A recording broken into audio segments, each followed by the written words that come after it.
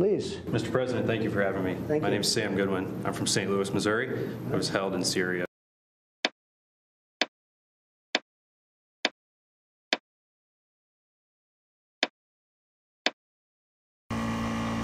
His mission was simple. Sam Goodwin would not return home until he'd visited every country in the world. And there were apparently no exceptions, not even Syria, where the bloody, seemingly intractable civil war has killed an estimated 500,000 people in the last 8 years. Unable to get an official visa, the 30-year-old entered the country through a Kurdish-controlled checkpoint in the northeast, reportedly wandered the streets without a guide, and was eventually picked up by Syrian government forces. What you just said is one of the most insanely idiotic things I have ever heard. Everyone in this room is now dumber for having listened to it. May God have mercy on your soul.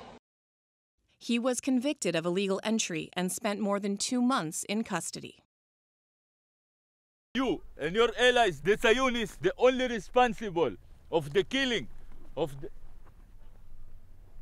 Goodwin's detention inside Syria was not widely known. His surprise release yesterday was secured with the help of a Lebanese general who negotiated with the Syrian government on behalf of his family. Goodwin was reunited with his parents overseas. We are forever indebted to Lebanese General Abbas Ibrahim and to all others who helped secure the release of our son, they said in a statement.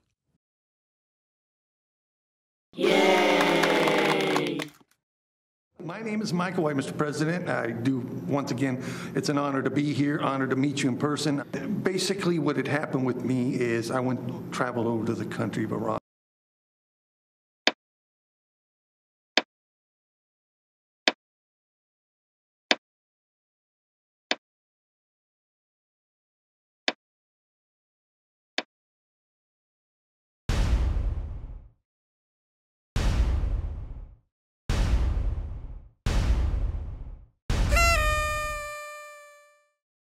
A free man, Michael White, arrived in Zurich on his way home to the United States.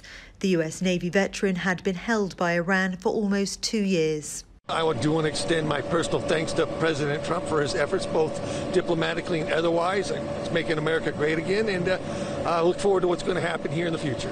White was released as part of a deal that saw Washington free American-Iranian scientist Cyrus Asghari, who's now back in Tehran. President Trump spoke to White once he'd landed in Switzerland and tweeted his thanks to Iran, saying it was proof a deal was possible with Tehran. Trump pulled out of the Iran nuclear accord and imposed crippling economic sanctions. He says he wants to negotiate a new deal. Tensions hit crisis point in January when a U.S. airstrike killed Iranian General Qasem Soleimani near Baghdad International Airport. The prisoner swap is a rare example of cooperation between Tehran and Washington, but deep divisions remain. What happens? Well, I have been to Iran several times before, and I'd been involved with a girl named Samaneh Abbasi. She's my, how would you say, absentee fiance. We'd met online in Yahoo chat room in 2012, developed a relationship. Eventually we discussed maybe getting together, actually meeting at some point in the future. Because we really developed a strong emotional bonds, love, all that sort of thing.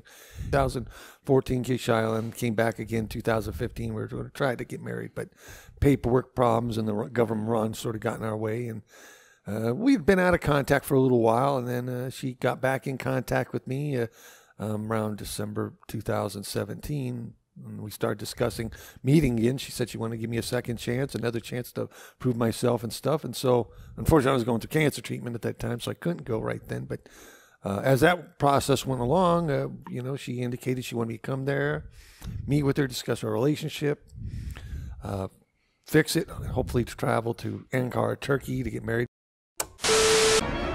It's a trap! Were you tortured? In the intel jail.